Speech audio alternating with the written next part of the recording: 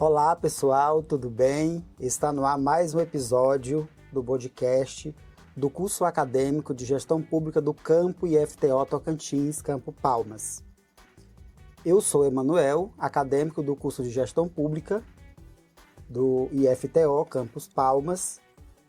E primeiro, antes de nós iniciarmos, de apresentar o nosso convidado, eu gostaria de agradecer o espaço que nós estamos usando neste momento, o espaço da reitoria. Também queremos agradecer o Fábio, o nosso produtor, que ele está gravando esses vídeos para nós. Mas como o podcast é um bate-papo, nós temos como convidado muito especial o professor Júlio César Atorcran. E o professor, ele é engenheiro de agronomia, professor do IFTO do Tocantins, Campo Palmas. E eu fiquei curioso, professor, por esse último nome seu, Atorcran. Eu gostaria de saber, ou melhor dizendo, eu gostaria que você me contasse um pouco sobre esse nome. Por que esse nome? Perfeito para quebrar o gelo, né? Você perguntar sobre o nome Atorcran, que é diferenciado, né? Não é comum, mas é um nome que eu adotei por ter sido adotado também pelo povo da etnia Craô. O povo indígena está localizado a nordeste do estado, entre os municípios de Goiatins e Itacajá. Eu conheço os Craô desde 2001, quando eu vim para o Tocantins a primeira vez, e fui iniciado e batizado entre os Craôs e recebi esse nome, Atorcran. E uso esse nome como um nome social. Mas o meu nome é Júlio César de Lucena Araújo. E aí eu incorporei o Atorcran. E ele é um nome bem forte. E quando eu peguei esse nome, eu falei, como que eu vou pronunciar esse nome? Mas eu achei bem interessante. Mas fala um pouco também sobre a sua experiência como engenheiro agrônomo. Quanto tempo você está nessa área? Perfeito.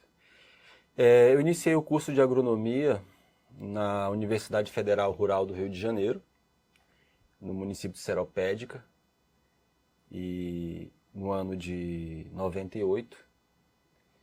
E durante a minha trajetória acadêmica, eu me dediquei a estudar a ciência do solo. E apliquei esses conhecimentos a uma área também que sempre me chamou a atenção, praticamente desde o berço, que é a área do indigenismo. E então eu sou um agrônomo da área da ciência do solo e que tenho aplicado ao indigenismo, né? A atenção aos povos originários do Brasil, especialmente no cuidado com as terras indígenas. Indígenas, inclusive, que são público do tema do qual a gente vai conversar hoje, que é sobre o crédito rural. Então nós observamos então, pessoal, que o Júlio César, ele é a pessoa ideal para o nosso bate-papo de hoje. Que ele tem um tema muito interessante, muito importante, política de crédito rural. Professor, quando a gente fala de política de crédito rural, a gente observa que isso está envolvido a agronomia, a pecuária e coisas mais ainda adiante, mais profundo diante desse tema. Muitas pessoas às vezes se perguntam como que o grande produtor ele consegue ser um grande produtor. Será que ele nasceu já com esse dinheiro? Será que ele herdou... Já nasceu grande? Isso, e ele herdou e investiu esse dinheiro no agronegócio, na agronomia. E aí também outras pessoas se perguntam, como que o pequeno agricultor também, ele pode conseguir esse crédito rural? Será que ele tem acesso a isso? Será que há uma indiferença nesse sentido? Então muitas pessoas às vezes não entendem, se perguntam e não têm resposta. E hoje nós vamos aprender um pouquinho sobre isso. Vamos aprender. Não é isso? Então, para iniciarmos, fala para nós um pouco sobre o que é o crédito rural, primeiramente. Tá. A gente pode, de início, pensar que o crédito rural é parte de uma política pública, né, do governo brasileiro. Essa política pública, ela tende a financiar estruturas do agronegócio, inclusive da agricultura familiar, do qual os povos indígenas, as comunidades tradicionais também fazem parte. E esse financiamento, ele é feito tanto para pessoas físicas como pessoas também jurídicas, né? Então, cooperativas, inclusive. E qual é o objetivo então, desse financiamento? Custear a produção agrícola, investir na produção agrícola, industrializar as atividades agrícolas e também aperfeiçoar um dos grandes gargalos da produção agrícola, que é a comercialização também, né, da produção. Então, é isso, o crédito rural ele é uma importante ferramenta, né, para o desenvolvimento sustentável, para a modernização do agronegócio, inclusive da agricultura familiar.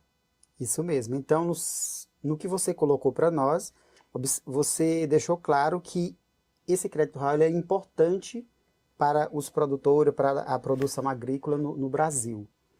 Não é isso? Sim. E nós observamos que, igual você falou, tem muitas pessoas que não têm condições, às vezes, de comprar uma máquina, um equipamento, ou industrializar o seu produto. Então, nós vamos ver que esse crédito rural, ele abrange isso também, não é isso? Também, também. E aí a gente precisa falar das importâncias, né? Então a gente pode classificar entre eixos de importância do crédito rural o fomento à produção, fomentar a produção e fomentar também a própria competitividade do agronegócio, ou seja, fazer com que o produtor invista desde os insumos, as sementes, os fertilizantes, né, os defensivos agrícolas, né, também conhecidos aí popularmente como agrotóxicos, né, também fazer investimentos em máquinas, tecnologias, aperfeiçoar a eficiência da cadeia do sistema produtivo, né, enfim, é hoje um pilar, né, essencial, até porque o agronegócio tem toda uma relação com o produto interno bruto brasileiro. Exatamente. Né? E um outro eixo que a gente pode tratar é da redução de riscos, né? Porque com esse financiamento, o acesso a esse financiamento, isso ajuda, inclusive, a mitigar riscos que são muito inerentes à própria atividade do agronegócio, né?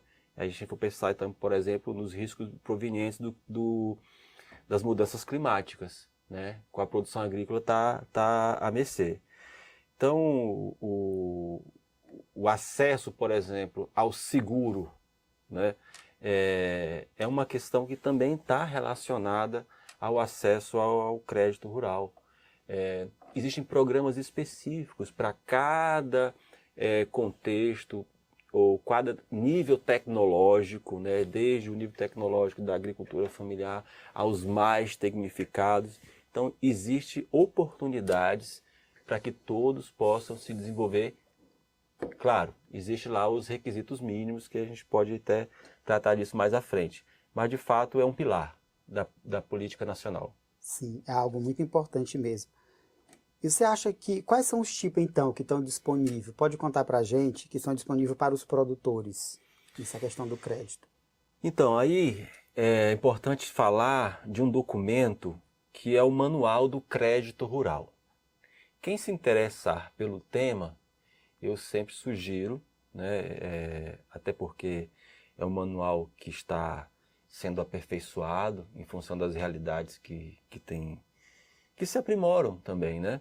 Então, o Banco Central do Brasil, né, disponibiliza o Manual do Crédito Rural para que essas pessoas possam, de fato, entender porque o financiamento em si, por mais que seja subsidiado algumas taxas de juro ou subsidiado também a alguns prazos, existem riscos, né? Toda atividade que exige investimento, ela tem um risco. Então, o que se pretende, então, né? Além de programas específicos, ou no geral, é o quê? Custeio. Né? A gente precisa definir, então, o que é o custeio. É o financiamento das despesas correntes. Né? Mas, como eu disse, sementes, fertilizantes, pagamento de mão de obra, serviços essenciais, desde o preparo do solo até a colheita, os serviços, né? Isso é custeado pelo crédito rural. Mas também temos aí o que a gente chama de capital ou investimento, né? Que também pode ser financiado. Compra de máquinas, né? Tratores, colheitadeiras, ou a própria construção de benfeitorias, currais, armazéns, obras de infraestrutura, por exemplo, os sistemas de irrigação, que por vezes são bastante necessários para que a gente tenha eficiência, né, no sistema produtivo.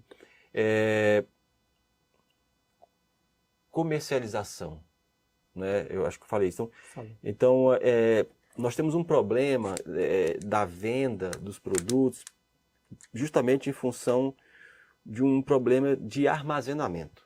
Né? O Brasil tem esse problema do armazenamento, a estocagem desses produtos, e às vezes o produtor ele consegue produzir e produzir muito bem. Porém, se ele não tem aonde armazenar esse produto, ele fica muito à mercê da oferta e da demanda do mercado. E quando ele tem essa estrutura de armazenamento, ele pode controlar isso um pouco mais. Então, estruturas de armazenamento também são financiadas pelo crédito rural, principalmente para aprimorar, aperfeiçoar essa relação comercial do produtor, que já tem que se preocupar com tanta coisa que é produzir, né? E depois não tem que se preocupar com vender. E às vezes esse é um grande gargalo.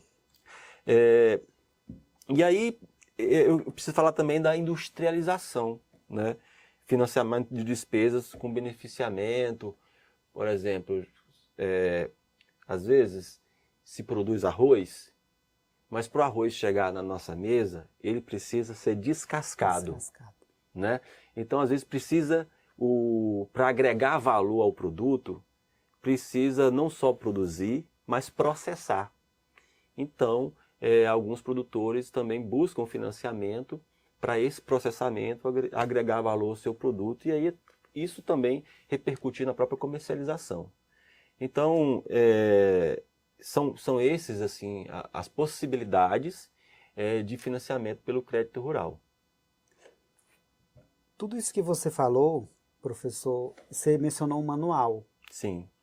Todo esse contexto que você falou agora, ele está dentro desse manual? Tá. E como é que as pessoas podem ter acesso a esse manual?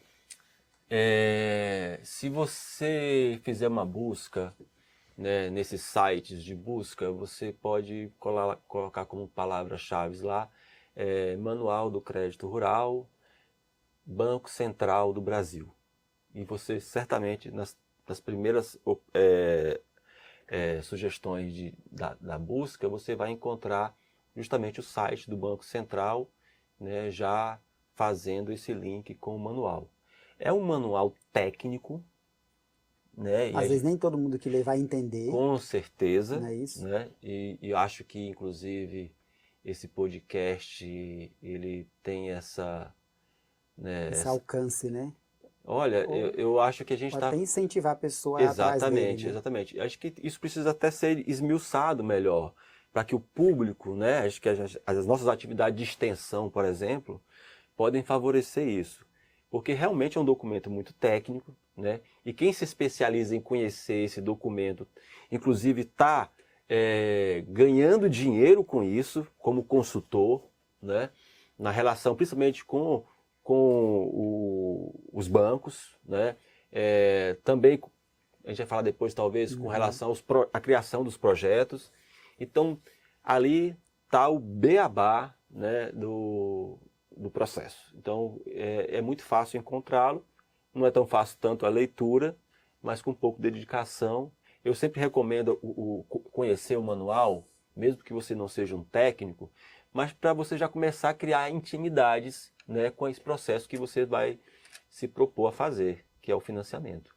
Muito bem, resposta muito clara e objetiva. Tenho certeza que quem assistir ou ouvir esse podcast, eles vão se interessar em aprofundar nesse assunto, principalmente aqueles pequenos agricultores, que eles não têm muito conhecimento com respeito a essa situação. Eu sou de uma família nascido e criado na roça, então até hoje eles moram lá. Meus tios, minha avó tem essa fazenda, que podemos chamar pequena, Sim. que é pequeno agricultor.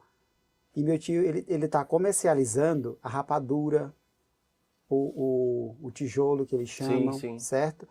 E aí isso já está aumentando. E ele estava se perguntando como eu vou fazer para comprar uma máquina maior, para fazer essa industrialização. Sim. Então ele talvez não tenha esse conhecimento. Existe para a agricultura familiar um programa específico que tem esse nome. Programa, né, que é o PRONAF, Programa Nacional da Agricultura Familiar, que é uma desses eixos do crédito rural também. Interessante. Nós sabemos que para tudo isso acontecer, para as pessoas terem acesso a esse crédito rural, existe um planejamento e nós vamos falar um pouco sobre o Plano Safra. Eu queria que você falasse um pouco sobre o que é, como que ele funciona, qual o papel dele nessa questão da política de crédito. O plano é um programa anual, né, que o governo federal se debruça. Imagino que seja muito complexo chegar aos finalmente do que vai ser o Plano Safra, até porque é o Plano Safra que define o montante de recurso que vai ser destinado ao crédito rural, né, ao subsídio do agronegócio brasileiro, desde o agricultor familiar ao nível mais tecnificado de produção, né, de produtor. Então é exatamente isso. Lá no Plano Safra vai definir parâmetros, né, o volume total de recursos, como eu disse, a ser disponibilizado, vai definir quais são as taxas de juros para cada categoria, né, vai definir os prazos relativos a esse financiamento, né, os limites de crédito que cada um pode acessar, né, e, como eu disse, os prazos de reembolso, né, porque a gente tem que entender que ainda que haja subsídios de taxa de juros, de prazos, né, carências, é um financiamento. Sim. É um financiamento, ele tem que ser reembolsado. E eu achei interessante que esse Plano Safra, ele engloba não só o grande agricultor, mas a gente observa que ele também está incluindo ali aquele pequeno agricultor familiar, não é isso? Do mesmo modo que o Plano Safra prevê para o PRONAF, que é o Programa de Fortalecimento da Agricultura Familiar, tem o PRONAMP, né, que já é o programa, fazendo analogia, o programa de fortalecimento do médio produtor, né? E assim sobe-se essas escalas até chegar aos níveis mais tecnificados ou que demandam aporte de recursos muito maiores, né? Por exemplo, em relação aos prazos, nós temos prazos, desde prazos de alguns anos até prazos de mais de uma década para esse reembolso do financiamento, né? Então nós temos valores, desde pequenos valores, valores realmente na casa dos milhões a serem financiados. E falando nisso, nesse plano, que é um programa do governo que disponibiliza esse crédito, às vezes a pessoa fala assim, agora eu descobri que tem esse Plano Safra, eu vou atrás, eu vou conseguir. Será que é tão fácil assim? Existe algum requisito para que eles possam estar conseguindo isso? Será que é tão fácil? Olha, é aquilo que a gente estava falando, né? Ainda financiar. Eu gosto de dizer, falar para os alunos que, assim como em muitas outras atividades, isso funciona. O agronegócio, ele não é para amador. Por quê? Porque existem muitos riscos embutidos na atividade do agronegócio, como qualquer outra, né, que requer investimentos, né, que requer recurso aplicado. Até porque a gente sabe que existem muitos investimentos que não dão certo, por exemplo, por falta de planejamento, né, por falta de educação financeira. Então, existem questões que precisam ser, de fato, muito cauteladas, né? Quem decidir fazer investimento desse tipo, se não tem conhecimento técnico para isso, tem que buscar esse conhecimento técnico, porque pode dar errado, por falta de requisitos mínimos que têm que ser atendidos, tanto na área técnica, né, como, por exemplo, na área da regularização ambiental das propriedades. A gente, né, isso aí é uma questão que é sine qua non. Não tem como financiar sem atender requisitos mínimos. Além desse requisito que você mencionou agora, você pode citar mais algum requisito para que a pessoa possa estar tendo acesso a esse crédito? Bom, ser produtor rural, seja pessoa física ou pessoa jurídica, pode ser cooperativa de produção agropecuária também, que possam buscar esse investimento, né? Mas ninguém vai entregar, seja a parte privada ou pública, recursos sem garantias, né? E é isso que eu chamo de requisito, no caso do Plano Safra, ou no contexto do crédito rural. Primeiro, idoneidade. A pessoa física ou jurídica que se propor a buscar o financiamento, ele tem que comprovar a idoneidade e a capacidade de pagamento do que ele busca se financiar, né? Então, os bancos, enfim, quem financiar atividades como essa, e é o caso do crédito rural, vai querer buscar saber se há saúde financeira, né, do proponente, né? Se ele vai ter capacidade de honrar o compromisso, né? Não é só dizer, eu tenho uma pequena terra aqui, eu vou lá e vou conseguir. Senão seria muito realmente fácil e banalizado, né? Exatamente. E aí, a apresentação de um projeto. Tem que ter um projeto, esse projeto tem que ter um orçamento, tem que ter um plano de negócios, né? Um projeto técnico que justifique o uso do crédito e demonstre viabilidade econômica do empreendimento. Mas a viabilidade ambiental do empreendimento também, por que não também pensar, né, na viabilidade social da atividade. Regularidade.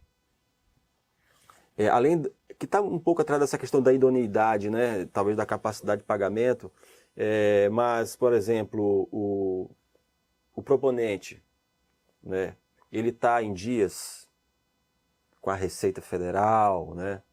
Ele está em dias com as suas obrigações fiscais, sociais, né? Não pode estar na lista negra lá do trabalho análogo à escravidão, né? Então tem essas questões, a questão ambiental, novamente, precisa ter a sua propriedade regularizada ambientalmente, né?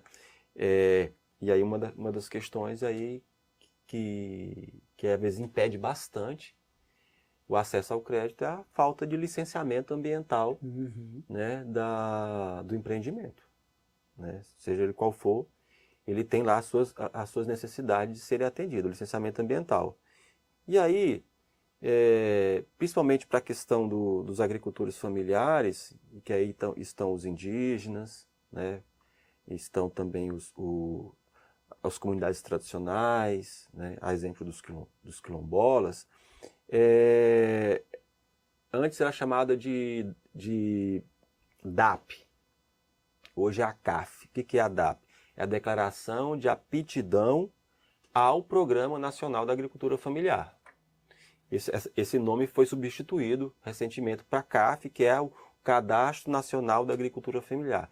Então, se você busca um financiamento para a sua atividade e ela está no contexto da agricultura familiar, não basta você se autodeclarar agricultor familiar, né? Você precisa procurar, então, a emissão do que hoje a gente chama de CAF.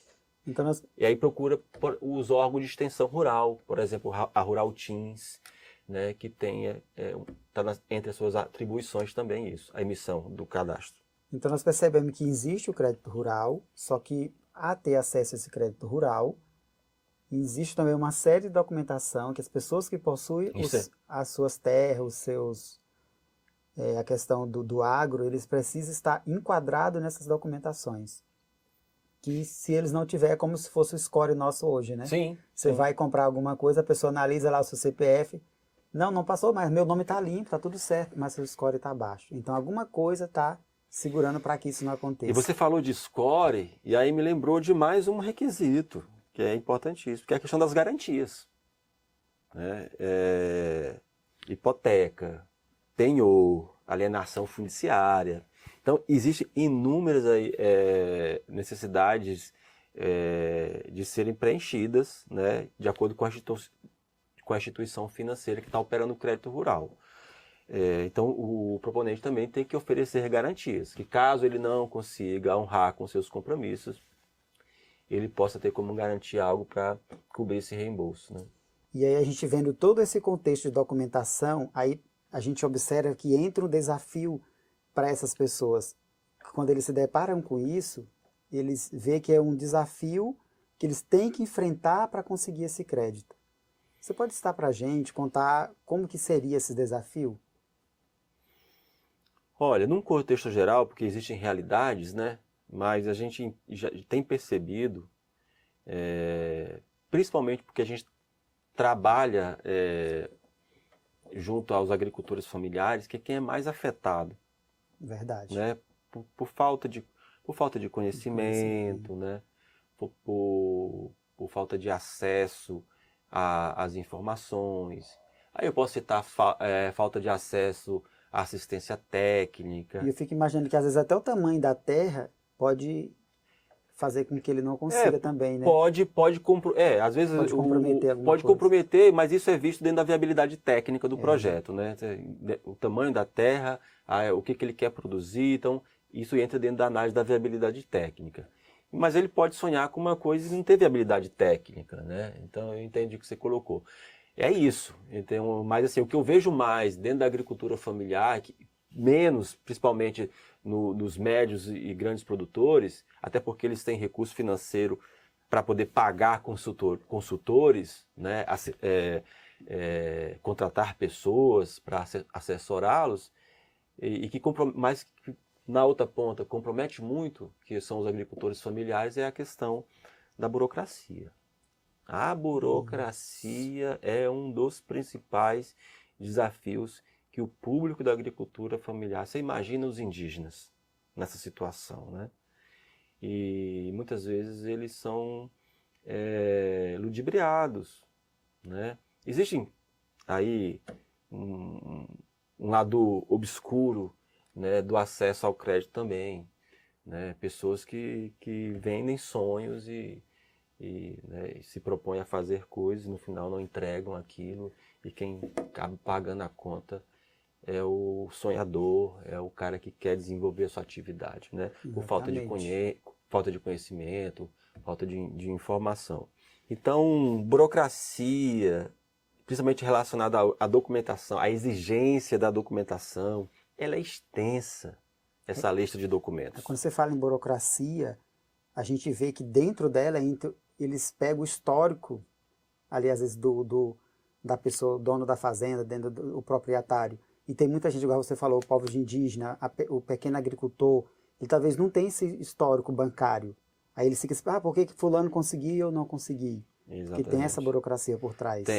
Tem uma burocracia que, como eu disse, vai desde a documentação pessoal, né, até a questão do projeto técnico, detalhado. Esse detalhamento tem comprometido o acesso, né? A necessidade de comprovar as regularidades, especialmente para os pequenos produtores, né? Especialmente para os agricultores familiares, principalmente para as comunidades tradicionais, né? Às vezes você consegue chegar, supera a questão da documentação, da burocracia, mas se você esbarra, por exemplo, nas garantias, na capacidade de pagamento, você não consegue comprovar a capacidade de pagamento. Então, isso é uma coisa que afeta também. Taxa de juros e recursos, né, poderiam ser mais subsidiadas, né? Prazos mais estendidos. Então, isso ainda é uma coisa que não absorve todas as realidades, né? Algumas realidades ficam fora do que já está regulamentado. em termos de taxa de juros, de recursos, enfim. Até porque o outro gargalo que está atrelado a essa questão é a desigualdade regional.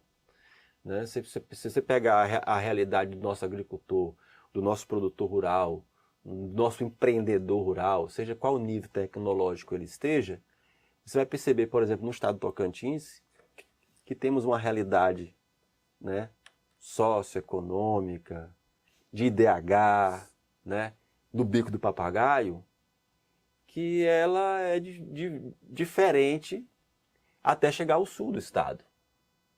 Né? Nosso estado é um estado longitudinal, né? Percebemos isso mais na longitude. Mas se a gente pegar de leste a oeste, a gente vai perceber essas diferenças também. Por quê? Porque, e aí eu vou falar um pouquinho de solo sobre isso, né?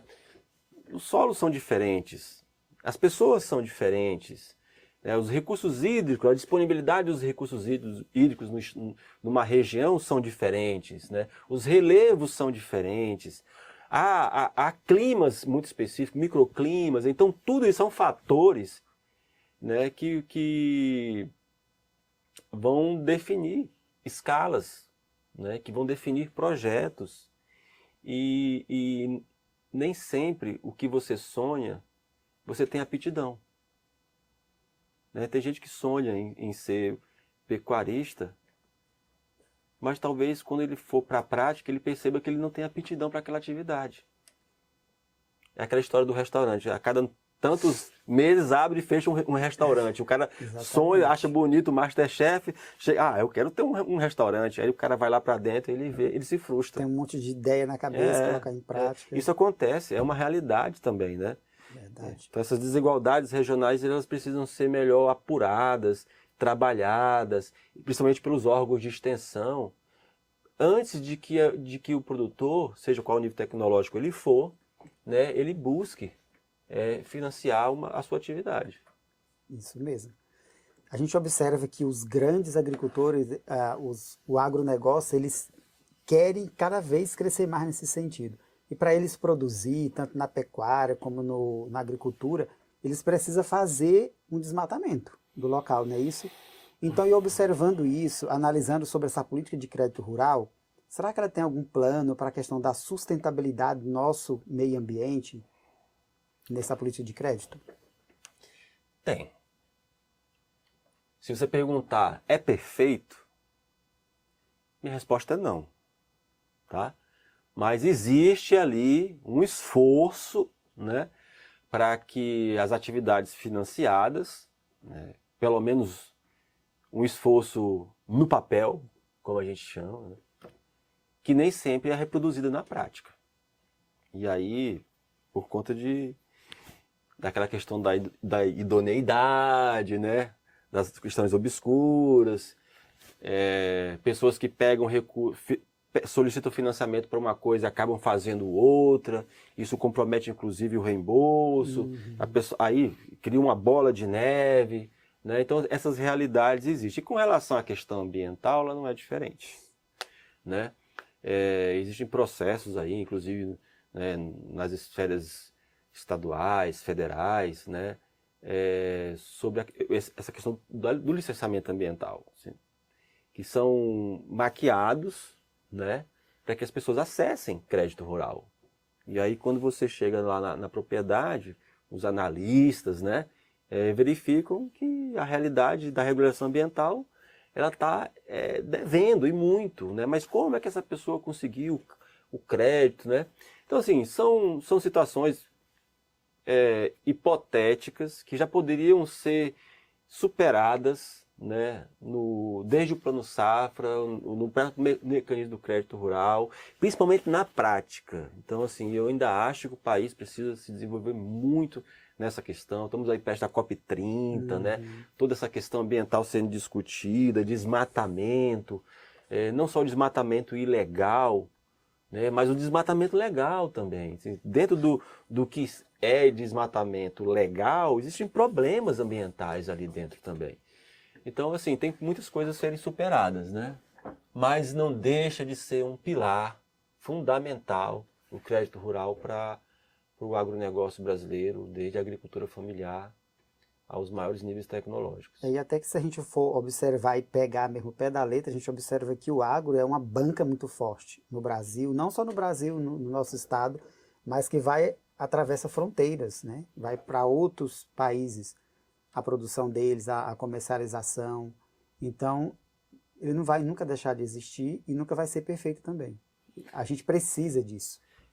Eu acho que a palavra aí é equacionar, ponderar, né? Tornar toda a ideia da elaboração de uma política pública mais participativa, mais inclusiva. Os setores, né, têm que participar de fato, de forma robusta, da decisão, por exemplo, dos montantes que vão para a agricultura familiar, né? Existem questionamentos sobre é pouco, é muito, né? É muito burocrático para quem quer, para quem não quer. Para quem já tem muito dinheiro, não é problema. Até a burocracia se vence mais facilmente. Então, são questões em que a gente precisa ainda... realidade vista, né? Precisa Exatamente. superar muito, muito mesmo. Mas eu acredito que a cada ano esse aperfeiçoamento tende a ocorrer. Isso mesmo. Nós estamos encaminhando para o final do nosso podcast, mas antes de finalizar, professor Júlio César, eu gostaria de ouvir a sua opinião com respeito a essa política de crédito para os próximos anos. O que você vê, como que você imagina com respeito a essa política? Olha, tem uma coisa que eu acho que é gargalo, né, para qualquer uma das categorias que possam acessar, seja física ou jurídica, agricultura familiar ou altamente tecnificada, que é a questão do seguro rural. Porque a nossa atividade é uma atividade de risco, né? A nossa atividade em si já é um risco ambiental, porque a gente não tem como produzir arroz, feijão, né, na sombra. E existem plantas, né, de forma bem prática aqui falando, que precisam desse contato mais direto, mais constante, mais intenso da radiação solar, né? E são as grandes commodities, né? Soja, milho, né? Também. E para que a gente possa investir, né, na atividade, eu chamo a atenção para a questão do seguro, porque todo mundo é afetado por não ter um seguro rural mais fortalecido também, né? Então, se a nossa atividade já por si só já gera risco, tem que ter desmatamento. A gente precisa desmatar, né? Existe sistema de produção hoje mais integrados. Graças a Deus a gente está caminhando para a integração cada vez mais de componentes arbóreos com componentes herbáceos, ou seja, a árvore próxima do capim ou próxima da cultura do arroz, do feijão, da mandioca. Isso minimiza muito, mitiga muito, né, os problemas ambientais causados, principalmente de forma extensiva, pela atividade agrícola. Mas mesmo que a gente consiga superar tudo isso, ainda haverá riscos que a gente não consegue lidar. Principalmente pelas mudanças climáticas, que também está relacionado com a nossa atividade, né? Seja da produção vegetal ou da produção animal. Então o governo precisa investir mais no seguro rural, para todos os níveis, principalmente nesse momento de mudanças climáticas. Precisa ser mais, como eu disse, robusto, mais substancial, né? O crédito rural ele é um instrumento vital da política brasileira, da política agrícola, né? Tem lá toda a sua regulamentação no manual, né? Tá disponível no Banco Central do Brasil. O seu principal objetivo, né, é financiar o custeio, o investimento, a industrialização, a comercialização da produção. Para quê? Para que o agronegócio, inclusive a agricultura familiar, possa ser ainda mais sustentável, né? mais sustentável, moderna, mais produtiva, né? E aí, anualmente, esse é o esforço do Plano Safra, né? Que vai estabelecer lá os recursos que são disponíveis. E aí aquela questão, né? Já finalizando, é muito, é pouco? Então temos que debater mais isso, né? Reconhecer mais as regionalidades. Vai definir as taxas de juros, os prazos, vai definir as condições de financiamento, enfim. Então a ideia é beneficiar todos os portes, né, de produtores, obviamente desde que cumpram esses requisitos mínimos, reforçando regularidade ambiental e a comprovação da viabilidade técnica do projeto. Isso é essencial. Porém, todavia, entretanto, né, nós temos os desafios, que são esses, né? A burocracia, a limitação de recursos que são de fato subsidiados, né? E, como eu disse, a necessidade urgente de um aprimoramento do sistema de seguro rural no Brasil. Então, assim, a gente tem feito o dever de casa, o governo tem feito o dever de casa, ou melhor dizendo, o Estado tem feito o dever de casa, mas a gente sabe que tem muita coisa a ser superada ainda para alcançar essa sustentabilidade econômica, ambiental, essa sustentabilidade social. O nosso bate-papo ele foi tão importante, tão objetivo, que eu tenho certeza que quem assistir, ele vai realmente entender o pouco que nós conversamos aqui. Foi um pouco, mas muito objetivo, muito interessante, e só quero agradecer a sua participação, dizer muito obrigado por contribuir com cada palavra, cada resposta, trazendo entendimento para as pessoas que às vezes não têm esse conhecimento, não têm acesso, você falou até de um manual com respeito ao crédito rural. Então eu tenho certeza que quando ele chegar no ouvido dessas pessoas, eles vão ter mais o interesse, às vezes, de ter esse conhecimento e ir atrás dessa política de crédito. Eu quero dizer mais uma vez, muito obrigado pelas suas respostas e a sua participação. Satisfação toda nossa. Agradeço em nome do Campus Palmas, do Instituto Federal de Educação, Ciência e Tecnologia do Tocantins, em nome da nossa direção de pesquisa, de extensão, inovação e pós-graduação, e da nossa coordenação de extensão, né, que está muito relacionado com levar isso para além das cercas, né, do campus, do Instituto Federal. Isso mesmo. Nós sabemos que é muito bom nós entendermos sobre vários assuntos. E o crédito rural é um assunto que ele vai além do financiamento. É uma ferramenta de desenvolvimento, de segurança alimentar, que fortalece a economia brasileira, que leva a todo mundo.